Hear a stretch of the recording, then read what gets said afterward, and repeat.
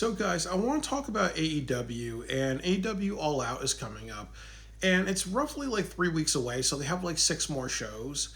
And I also just want to mention that, I have my like list of fantasy booking, fantasy matches to have with everything that they have on this card. And ultimately, there needs to be two things accomplished. That, you need to build your next generation of talent. You need to start organizing feuds and storylines in AEW. And then also they need to start building their next generation. Like as I said, the ultimate goal of AEW the next year for like the next like 365 days has to be selling out Wembley Stadium. Yes, they can do that. And then along the way, I think the goal is to really have banger matches, treat a lot of your wrestlers like they're in chapter books. Like ultimately, what's that match that should happen at Wembley Stadium with them? And how do we get to that match? What exciting chapters can we do? So, the main event match, I will give you one of two options. You can do Kenny Omega versus Hangman, which would be a great choice because obviously they feuded with each other. They're former tag team partners. They've not wrestled each other in a couple of years. It would send people home happy. It would be a dream match. They can do a lot of great stuff. Kenny Omega is winding down his career because of injuries. So it kind of makes sense to be like, okay, here's like a last hurrah for him. The next person I have is Okada versus Hangman. And the reason why I would do this is because Okada has 3 titles. He is also a heel. So you have heel versus babyface. The Don Callis family has said over and over their goal is to get the AEW championship. And they started that a lot after Forbidden Door. So this is good like continuity. And then the other thing too is that Okada has held 3 titles. One of his titles he's held for over 500 days. Wouldn't it make sense to reward that? Because obviously if I'm holding a secondary title for like over a year and now I have 3 titles and now I've kind of been in a lot of big spots and I've been one of like the 3 main events of the biggest show of the year, wouldn't you say, hey, it's my time to shine really? So I think that that's the best match to have out of the two, like out of my 2 choices. The other match that they can do is Okada versus Konosuke Takeshita. Like you can do something where it's where it's Kenny Omega versus Okada, and then maybe what happens is that Takeshita interferes, or Okada bumps into Takeshita and causes interference or whatever really, or maybe like Okada and Kenny Omega go to a draw, or something like Okada's caught cheating really, and he acts kind of like smug and like my shit don't stink. And then, like he rubs into Takeshita's face. Like I think like one thing you can do with Okada is like you can be like, you know what? I'm in the Don Callis family. I got 3 titles. I'm better than everybody else really. Like he's almost like MJF flexing his ego. And then Takeshi's like, hey, you know what? That shit's not gonna fly here. You know what? I've been here longer. I'm about to become a heavyweight champion. You have 3 secondary titles. What's that really? So you can kind of start, something like maybe Okada is just trying to act like, like he deserves to be the big, like probably like the golden child of the Don Callis family, and Takeshi's like saying, I'm not gonna let you walk around here like your shit don't stink. So that could be a match for All Out. The next thing, I've said this many times, is the women's blood and guts match. Like honestly, you have the Triangle of Madness. And you also have, Queen Amanat and a few other people feuding. You have Alex Windsor, who is upset that Ospreay's not there anymore. This will reset your women's division. You have 10 women that are badasses, and they're violent, and they're out of control, really, and they show what they can do. And then you put that in a blood guts match. You remove blood and guts from a television special to an actually, instead of a television special, you put it on a pay-per-view where it should belong. And then also we get out of this Moxley fatigue because every single violent hardcore match cannot have Jon Moxley, because the problem is if you do that, it's almost like where do you go from there really, so it'll be something new and different. And then also, like I said, when you look at the WWE, with AJ Lee and CM Punk versus Seth Rollins and Becky Lynch, that's going to be more like a nostalgia trip. and whatever really. And AJ Lee coming back, okay, what big freaking do really? That's not like, CM Punk going back to WWE. That's not such a big thing really. So what I would ultimately say is, women's blood and gut would be a good counter opposite to that. The next match that I have is Jon Moxley versus Darby Allin. This is good to have a regular match between them.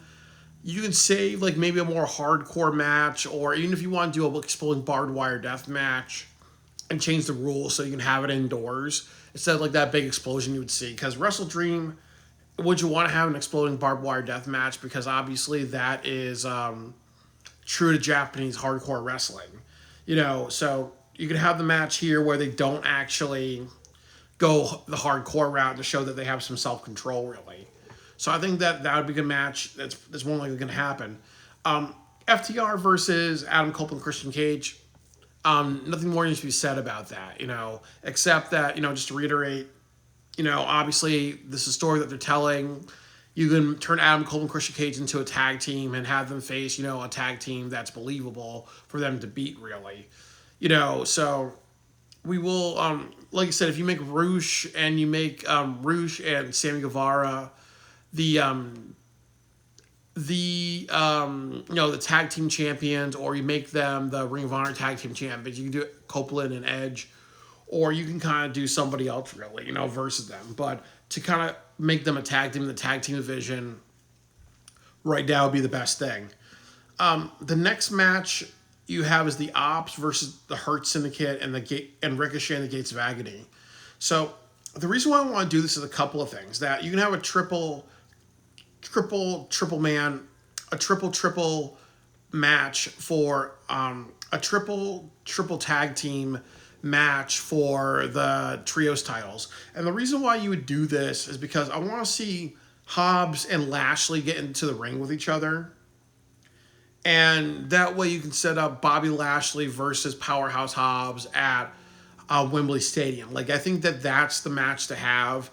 That's generation versus generation. You get that. The other thing too is that Ricochet pissed off the Hurt Syndicate, and the Hurt Syndicate pissed off Ricochet, and and Ricochet seems like, we want titles, we want to gain respect really. So wouldn't this kind of make sense really that they fight each other? And then also too, I don't want a situation where the Ops are kind of on the back burner, because you can kind of see maybe Hurt Syndicate, Ricochet, they try to beat up the Ops as well. And they're like, hey, you know what? We want to start shit with anybody, really. This is it. We want those fucking trios titles. Even if you get involved in what we got with Bobby Lashley, we don't care. We're going to take it. So I think that would be the way to go.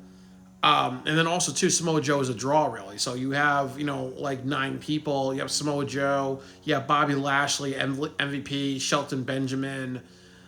You have Ricochet as, your major stars, really. Or, you can do something because MVP's more of a manager. I know he wrestled a little bit. You can find another member, and that could be, even Anthony Bowens, or they can recruit maybe Leo Rush or somebody else, really. To help them out, because Leo Rush and Bobby Lashley have a history with each other, so that could be something. The two matches that I forgot to write it down, the first one would be Chris Jericho versus Anthony Bowens. And I mentioned that before, make a new star. Chris Jericho's planning to leave the company. Bowens needs victories. I don't want to make Bowens a baby face, but you can kind of do something where he goes to Chris Jericho and establishes his momentum, and he kind of does something. And they had a match at Ring of Honor, Supercard of Honor for the ROH title. Bowens lost because Max Caster got in the way. You can do that. The next match that I have is you can also do Hologram versus Virus. I'm going to call him Virus, the clone hologram, because it makes a lot of sense to do this. Number one, he has a really cool look. There's a lot of people who are very intrigued. And then also, too, it's almost do you want to debut this on Collision, or do you want to be hey, you know what, since it's intriguing people, and since people like this, and there could be a story about Hologram, why not put it on a pay-per-view? I think a lot of people would like to see Hologram versus the Red Hologram. But I think virus should be his name. Like computer virus.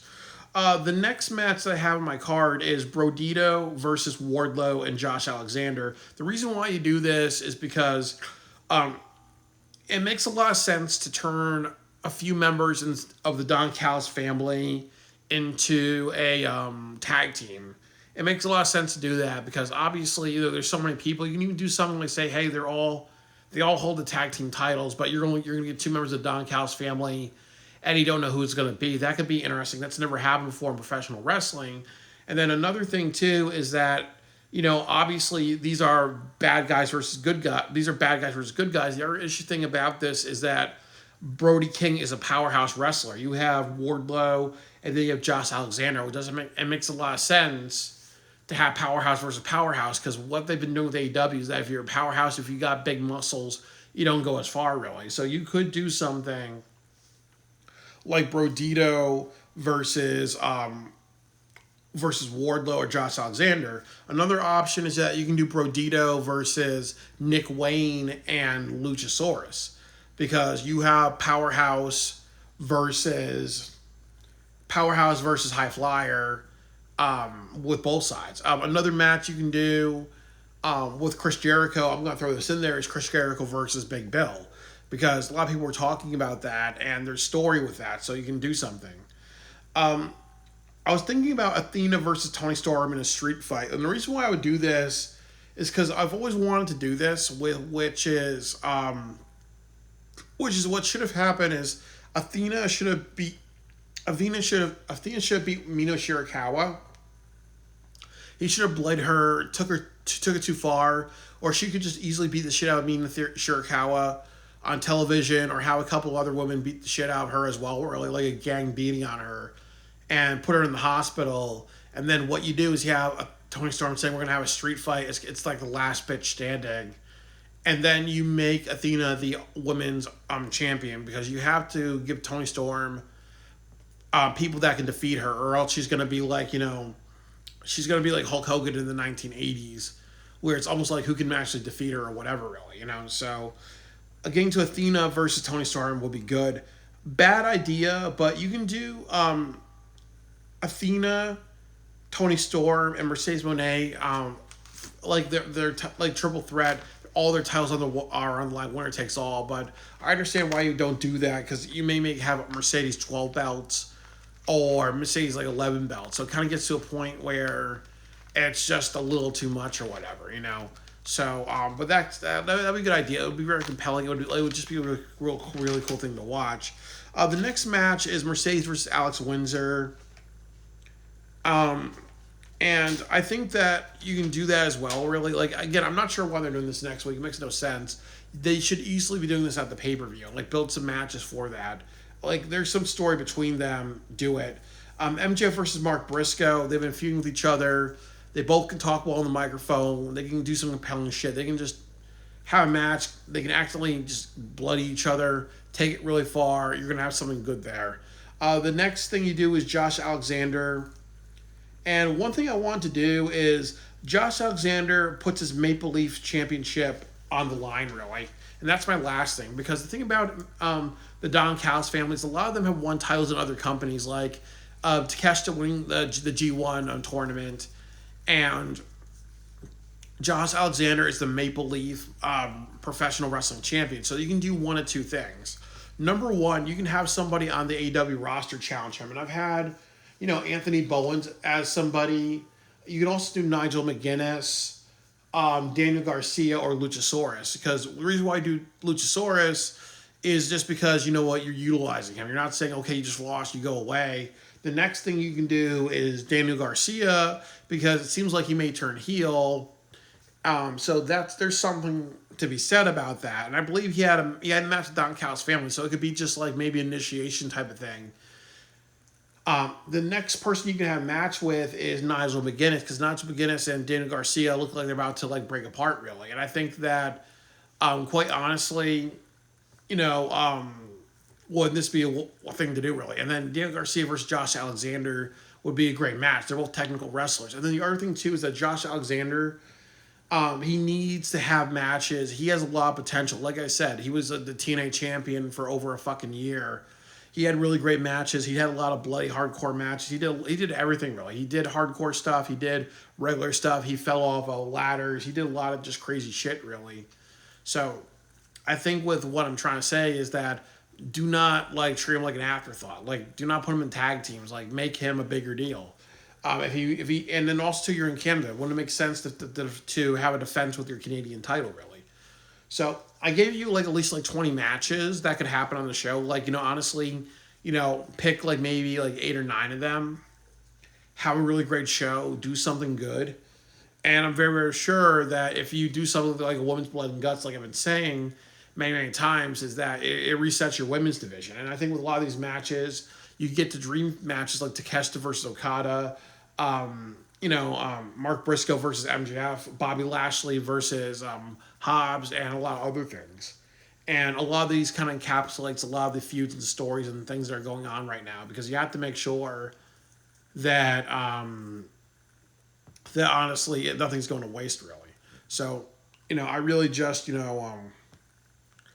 I really really really just hope that they just take some really good ideas and then they actually just make a show out of this and I think you're gonna have something really great. I think I have a lot of really great ideas and I hope they put something together. And I think importantly, like think about the next generation. Think about like your next 4 pillars, and ultimately they'll have a lot of great things going.